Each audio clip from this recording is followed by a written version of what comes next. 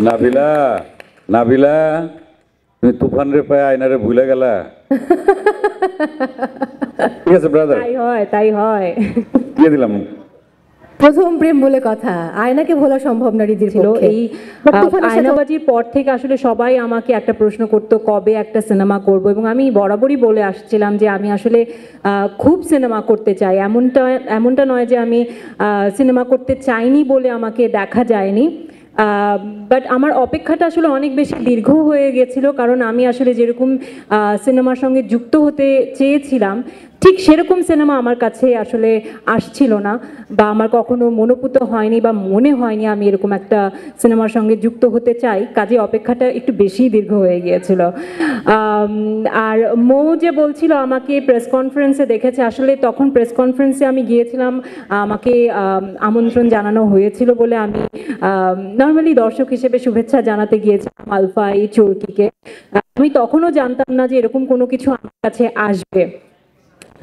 সেদিন রাফির সঙ্গে আমার দেখা, এবং রাফি আমাকে বলে যে আপু একদিন আসো আমার অফিসে, আমি একটু কথা বলবো। তো তখন একটু আঁচ করেছিলাম যে মনে হয় যেহেতু তুফানের অ্যানাউন্সমেন্ট হয়েছে, হয়তো এই প্রজেক্ট নিয়েই আমার সঙ্গে কথা বলবে। তো গল্প যখন আমি পুরো স্ক্রিপ্টটা পড়ি, পুরো স্ক্রিপ্ট পড়ে আমার কাছে জাস্ট আমি পুরো ভিজুয়ালাইজ করেছিলাম পুরো ফিল্মটা, যে it's like a cinema hall movie, মানে সিনেমা হলের স্টোরি।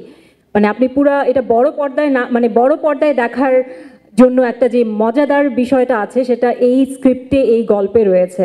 কাজে আমি যতক্ষণ পড়ছিলাম আমি ফিল্মটা দেখতে পাচ্ছিলাম, এবং আমি রাফিকে বলেছি যে ব্রিলিয়েন্ট। রাফি আমাকে বলেছে যে আদনান আদিব খান লিখেছেন, তো আমার খুবই ভালো লেগেছে। আর সেই সঙ্গে রাফি আমাকে একটা কথা বলেছিল যে তোমাকে সবসময় যেভাবে দর্শক দেখে আসছে আমি আসলে তোমাকে সেভাবে প্রেজেন্ট করতে চাই না, এবং আমি নিজের জন্য তাই চাচ্ছিলাম, কারণ আমাকে নিয়ে সবারই একটা খুব স্টেরিওটিপিক্যাল ধারণা আছে, বা কোনো একটা পার্টিকুলার লুকে সবসময় আমাকে সবাই দেখে থাকে। তো আমিও চাচ্ছিলাম যে সেই জায়গাটা ভাঙতে। তো থ্যাংক ইউ রাফি আমাকে ওভাবে প্রেজেন্ট করবার জন্য, I am very happy.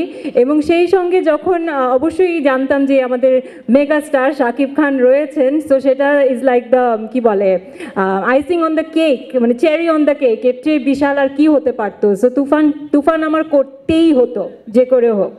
So আমাদের সুপারস্টার ডিরেক্টর রাফি রয়েছে, মেগাস্টার শাকিব খান রয়েছে, এবং অবশ্যই আমি মেনশন করতে চাই আলফা আই এবং চরকি যেখানে একসঙ্গে এসভিএফ রয়েছে।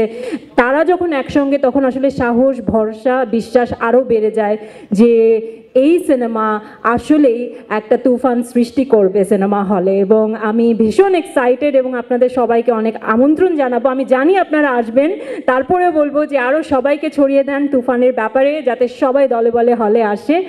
So thank you so much Md.